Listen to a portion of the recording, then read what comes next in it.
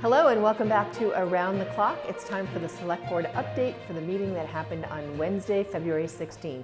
We started a little bit after 7 after some technical difficulties, but then we jumped right in. We had some citizens' participation, but then we had the opportunity to celebrate Tara Ward, our town clerk. After 18 years working for the town of Ashland, she will be retiring at the end of March. If you've ever had to work with Tara or interact with her, make sure you take the opportunity, go into town hall and say thank you and goodbye. And we all thank Tara for all her work as our town clerk. From there, we had a discussion and a presentation of the preliminary 2023 town budget. The town manager had worked with the FinCom and done a presentation for them. He then did that presentation for us. And if you want to go see the details, you can watch the full select board meeting.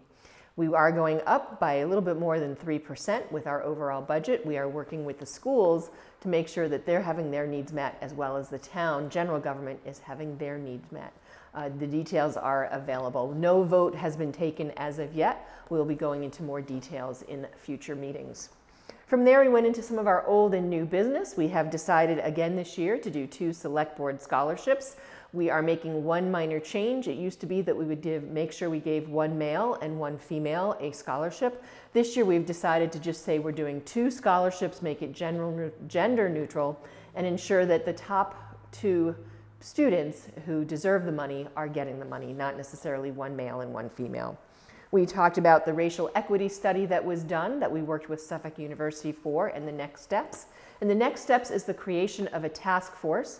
Some of the members of the current diversity support group that has been working with town manager Michael Herbert will be part of this task force, as well as reaching out to other members of the community and other organizations to be part of the task force as well. And then looking at, are there changes in bylaws or policies that we can use to make sure that our town recognizes and has more diversity at the town manager, at the general government, and in our schools and within our volunteers. We then talked about, we reviewed potential changing of building permit fees. No decision, again, was taken. We got some information and we'll be getting more. Basically, our building permit fees will be going up. They have not been raised in many, many years. Thank you to Doug Scott, our building director, for looking at that information. And again, in a future meeting, we'll be having further discussion and taking a vote. We then talked about the resignation of Lakshmi Krishnan. She is a current member of the planning board. She has tendered her resignation, and we had to take a vote to allow her seat to be put on the town ballot. We have done that, so if you are interested in running for that remainder of her seat, there's 2 years left. That should be available. The paperwork should be available at the town clerk's office by the time you see this update. Again, there are the 2 regular seats that are open, and then her seat that is up as well, and the election will be on May 17th, the 3rd Tuesday in May. From there, we discussed returning to in-person meetings. We are looking to do that probably the 2nd meeting in March. We will still keep the hybrid model so that those members or those public who do not want to come and sit in the town meeting, in the town hall meeting room, I knew I'd get that out, can still watch from home. We'll still be using Zoom, because for some people they're still not comfortable with that. And also we are still, we support that as a board to allow the hybrid so that we might be in person, but members of the public can watch via Zoom and interact and participate in the meeting via Zoom. We then approved our consent agenda, which had some regular session minutes and a resignation by Amy Caruso from the Ashland Cultural Council and some donations. We then went into our priority project update. No update on the rail transit district, nothing new there yet from UGC and their project.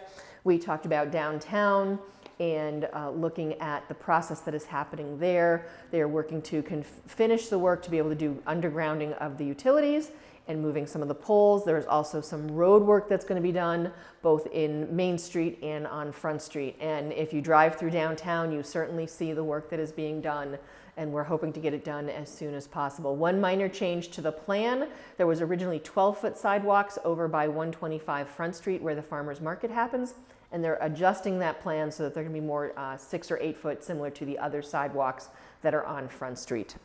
We then talked about public safety and Mendez. If you drive by the public safety building, you can see that progress is being made. They're looking at equipment for inside, so that'll be happening and moving forward. Mendez, the current first phase of blasting has been done, and pretty soon you'll start seeing some forms going in for some concrete pouring for foundations. Route 126, things are a little bit on hold through the colder months, but you'll start seeing more work with the utilities being moved to the new poles. And then we had a whole long list of what was being done, and that was presented, and that is available for you to go look at.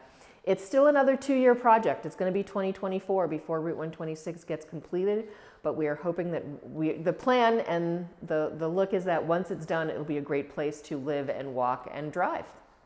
We then went to the town manager's update.